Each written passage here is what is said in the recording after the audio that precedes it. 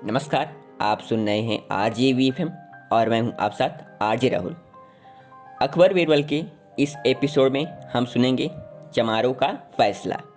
तो चलिए शुरू करते हैं।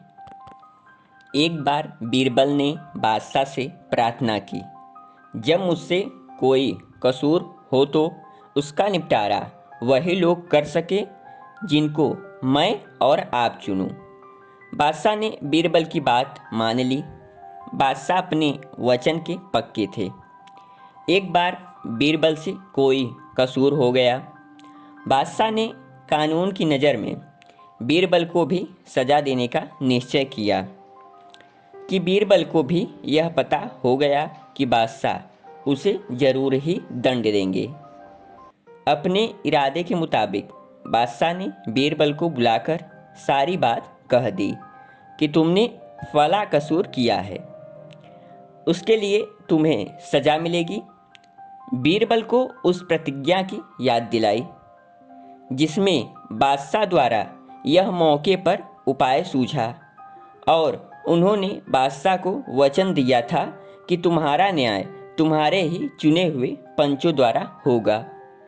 बादशाह के आदेश पर बीरबल ने अपना पंच चमारों को चुना। इस चुनाव से बादशाह को ताजुब हुआ कि ये चमार क्या न्याय करेंगे। किसी बड़े महाजन को चुनना चाहिए था। खैर, चमार बुलाए गए। अलग अलग गांव को बीरबल के अपराध के संबंध में सारी बातें समझा दी तथा न्याय करने का हुक्म दे दिया। उन पंचों में से पहले एक बोला कि भाइयों, अपराध तो बीरबल का बहुत बड़ा है, अतएव 7 बीसों और 10 रुपये जुर्माना करना चाहिए। दूसरे ने कहा, इतनी बड़ी सज़ा और वह भी जुर्माना इतना। जुर्माने की कल्पना कर दूसरा पंच फिर उठा, बीरबल के बाल बच्चे पर इसका क्या परिणाम होगा, घर बार नाश हो जाएगा। यह बातें सोचकर उसने सज़ा घटाकर 5 बीसी 100 रुपये जुर्माना करने का प्रस्ताव किया। तीसरे को इतना जुर्माना भी अधिक मालूम पड़ा और उसने चकित होते हुए सज़ा घटाकर 3 बीसों 8 रुपये रखने का प्रस्ताव किया। फिर भी उसने कहा, यह जुर्माना काफ़ी अधिक है। फिर भी यदि पंच लोग चाहे तो 10 रुपये और भी बढ़ा सकते हैं। इस तरह 3 बीसी और 10 रुपये 70 रुपये कम नहीं हैं। इतना दाखिल करने में बीरबल को लेने के देने पड़ जाएंगे।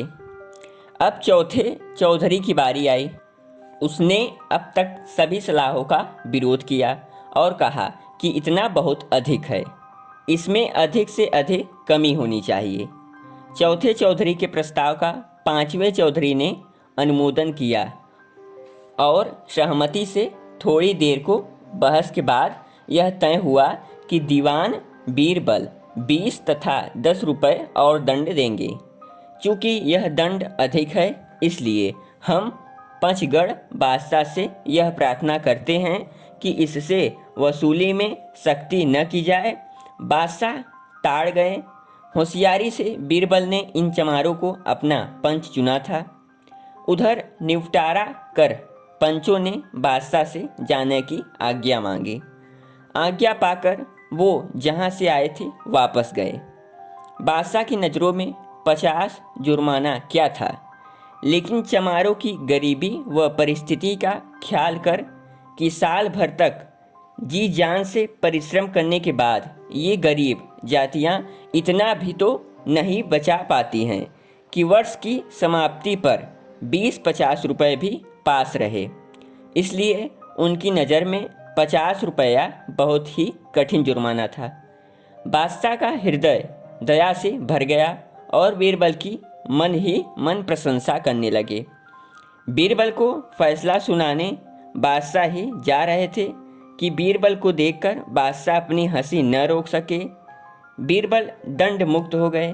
बीरबल को यह पहले से ही ज्ञात था, यह गरीब जातियाँ इतना रुपया नहीं बचा सकती, इसलिए तो कम से कम जुर्माना करेंगे जो हमारे लिए नहीं की तरह होगा।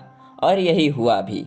बीरबल ने इसी कारण अपना न्यायकर्ता चमारों को ही बनाया। आज के लिए इतना ही। आरजे राहुल का प्यार और नमस्कार। अगले एपिसोड मिलेंगे, तब तक के लिए जय हिंद, जय भारत, वंदे मातरम।